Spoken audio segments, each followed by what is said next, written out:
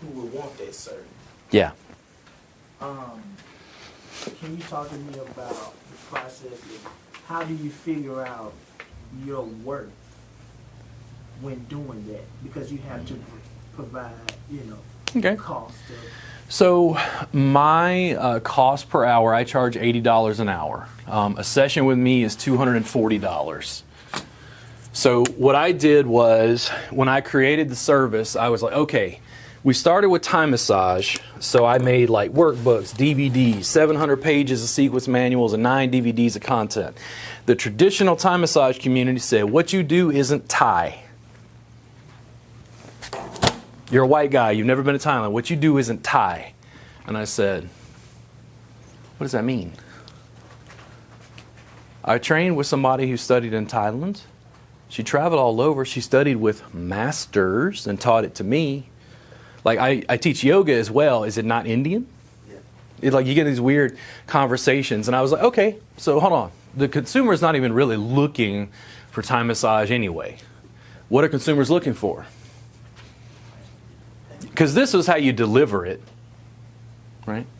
Like people looking for electricity for the homes. They can buy it from the power grid, or they can get it from Tesla. Now, hopefully, solar panels on your roof. If you had solar panels on your roof and you had battery packs to store that stuff, would you ever buy electricity ever again? So you're delivering it you're delivering this in a different way. Does that make sense? Different method. And I was like, if I'm not doing massage, what am I doing? I picked the name, it's a reboot. Now I've got a trademark that's pending, so I got the little TM symbol. How long is a massage, typically? An hour. How long was a reboot? 3 hours. Makes it stand out, makes it different. When I went to a party, I get this all the time. You're a massage therapist? Like you're a yoga teacher? I'm a massage educator and entrepreneur. I developed a bodywork service I call a reboot. It's 3 hours. How's that sound? That sounds like, woo, well, what is that? It kind of opens up more questions. If I say I do massage, they're like, everybody knows my cousin's a massage therapist, whatever. They kind of dismiss it in a way. Barber, I know someone who cuts hair, or whatever. They kind of dismiss it. Going through that process, I then got to go ahead and educate people about what this was and what the differences were. The fact that it was 3 hours, the fact that I focused on pain relief, the fact that my clients stayed clothed. The table, cream, glide, and nudity went away. And just like you're like, why did you focus on that? And I'm like, I found it better for pain relief. That's what I focus on in my videos. That's what I focus on in technique. That's what I focus on my website.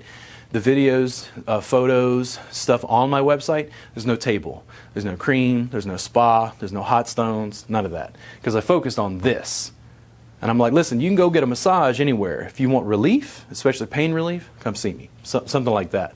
I got a chance to skewer that specifically. Did people go to NWA to get anything other than gangster rap?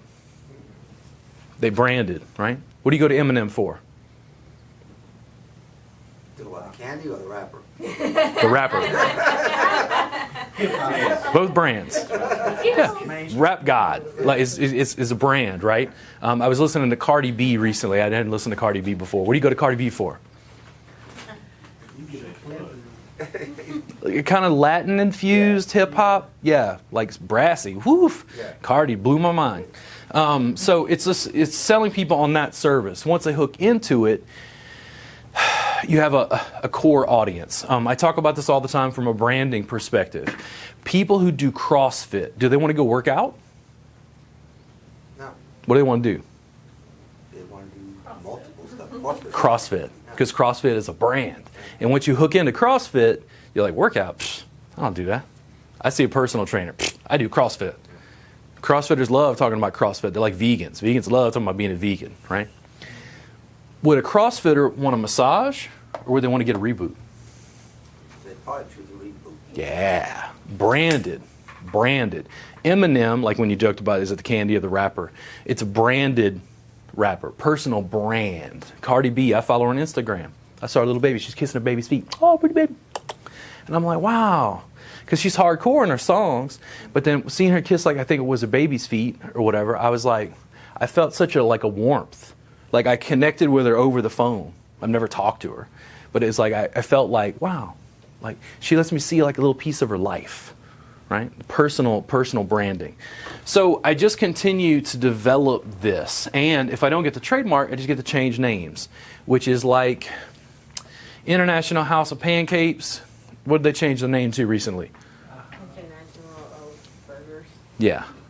And I think it was an abysmal failure as a rebrand.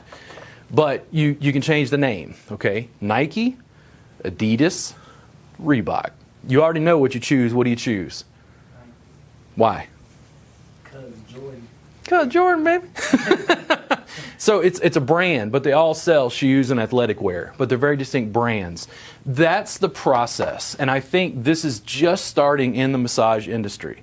The only strong brands that I see, though, are Massage Envy, maybe Massage Heights, Soothe and Zeal. There's not much else. I'm trying to create a brand. That's a long process, and we'll see whether I have to change names or not.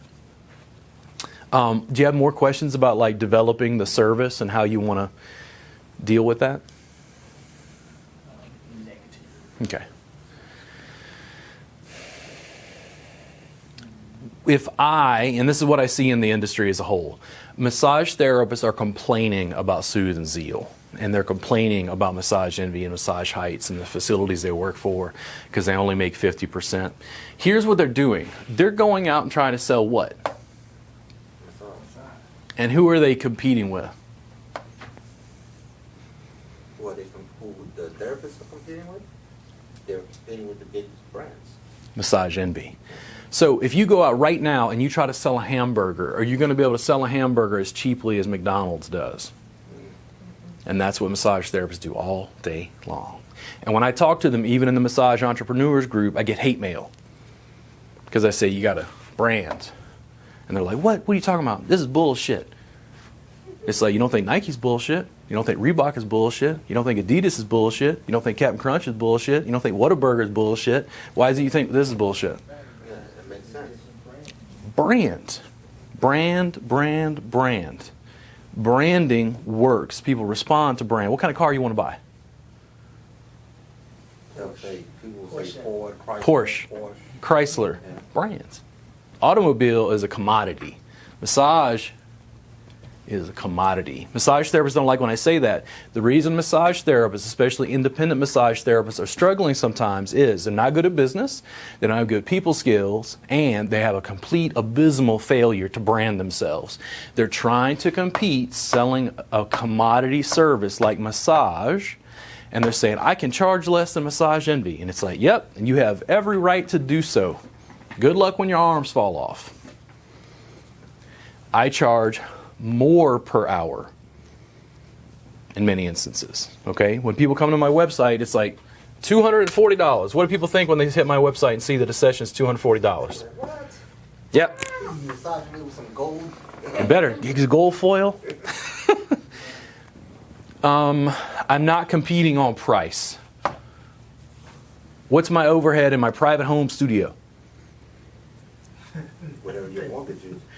He's like, he worked at Lowe's. He's like, that guy works in his garage. And he's like, you would be correct, sir.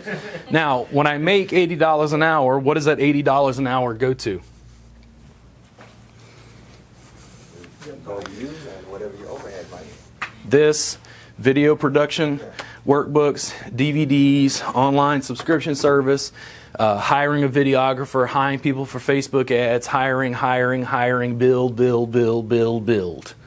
Because I'm operating a slightly different business model than most people are dealing with.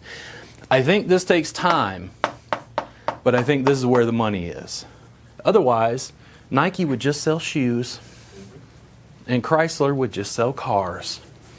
Branding, very, very important. When you get a phone, what kind of phone do you want? Some people will say Team iPhone, some people will say Team Samsung. So it's an Android or iPhone. The iPhone is more of a brand. Android is more of like an open source kind of thing, right? You might say Samsung, you might be stuck with a certain company or whatever. People who like iPhones, are they going to switch to getting an Android? Nope. Dude, they are so like, and I always ask them when they have an iPhone, I'm like, why do you like the iPhone? And they're like, I don't know, they just like the setup, the flow. I don't even know how to use it if I had one. I'd have to like kind of relearn how to use that. I don't use Apple products across the board. Not because I have anything against Apple. I just never had it, never figured it out. What were you taking notes about? Something hit you. Oh no, when you was just saying you take the money from your sessions and put it back into the entity itself to try to create the effect that you want to have, the market that you want to have. Skewer. And yeah, that's very important. How did NWA get started? Where did their original startup money come from? Street. Crack. I wanted to say Eazy-E sold crack in L.A. He had more money than Dre and the other guys. Yella, and I forget the other guy's name. But basically reinvested that money and made albums. And then they sold albums like out of the trunk of their car, right? Reinvested the money. Most of my business money at this point, you guys can take a ride in my car if you want. It ain't styling. It's got 252,000 miles on it. It's a Honda. And I'll bring it to the mechanic soon and say, listen, I need to get this car to 300,000 miles because I don't want to buy a new car because I'm reinvesting. I'm busy trying to kick out albums, trying to do something new, different, right? Branding takes time. These are things that if you can wrap your mind around it, you can also go back and watch these videos later because they'll wind up on YouTube. I don't think, in my experience, even larger companies understand this process. I've been dealing with it as a hustler on the streets for a long time, trying to figure out how do you win. There was a long time where I was broke as a therapist, and here was my main thing, and it brings it up because of Lowe's. Why couldn't I make as much money as a plumber? Because I deal with people's shit all day. They hurt, they ache, their mama mad at them, the kids run around, they're stressed out, they're tired, they got pain. And I'm like, doing manual labor, because it's massage, it's manual labor. Like, why can't I make as much as a plumber? And the thing is, you can.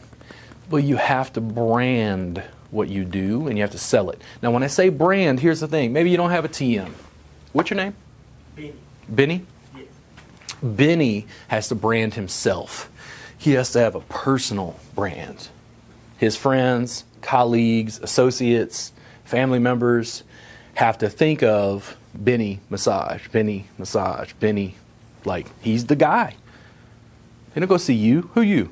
We know Benny. He makes videos or whatever it is. They have to do that and associate you that way. I laughed recently because some friends of mine, somebody asked on their Facebook page, hey, I'm having pain. I need to see a massage therapist.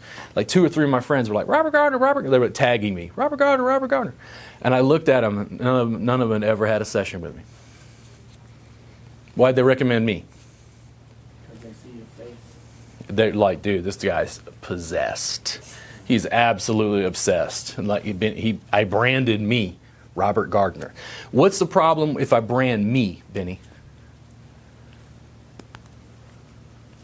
How do I expand? You have to teach others. Educate, yeah. So Nike made a brand. And they can make shoes, they can make athletic wear, but they made a brand. Swoosh, just do it. They're embodying their brand with a certain idea. Nike is my choice as well. I like Adidas and Reebok, but if I had a choice, always Nike. Just is. Jordan's, high school, just all the way through. Just is. They successfully branded themselves in the way that you're like, Captain Crunch. I don't deal with that Count Chocula. Captain Crunch. When you deal with that, here was the problem. I figured out very quickly, like this was, Robert Gardner Wellness, table tie. People would take my Thai massage class and say, I studied Thai massage with so-and-so. I studied Thai massage in Thailand. I studied Thai massage, Thai massage, Thai massage. What specific regulation exists around Thai massage? Specific regulation? Is there specific regulation around trigger point therapy? Myofascial release? Not really. Hot stone? Same issue here. So people wanted to know, what's the difference between what you do in the Thai massage with all these other teachers? I said, it's not the same. What's the difference between a Chrysler and a Honda? the thing, like, we all know it's a car, but there's a branding thing that's gone on there. And I was like, nah, like, even after 700 pages of sequence manuals, 9 DVDs, I was like, screw it, change names. Let's go on. Let's go. Don't even slow down. One of the things that I noticed was in the Thai massage community, what kept cropping up as Thai massage started to grow in the West, tradition, lineage, Thai theory. And I was like, what about tradition? What about lineage? And they're like, no, if the theory is not Thai, it's not Thai. And I'm like, okay, it's not Thai. So I don't teach Thai massage anymore. 700 pages, sequence manuals, 9 DVDs. What do? I reboot my clients. And what's the difference between this and Thai massage? Nothing. Ooh, that hurt my feelings. I thought we were friends. It's packaged in a different way. It's still an automobile.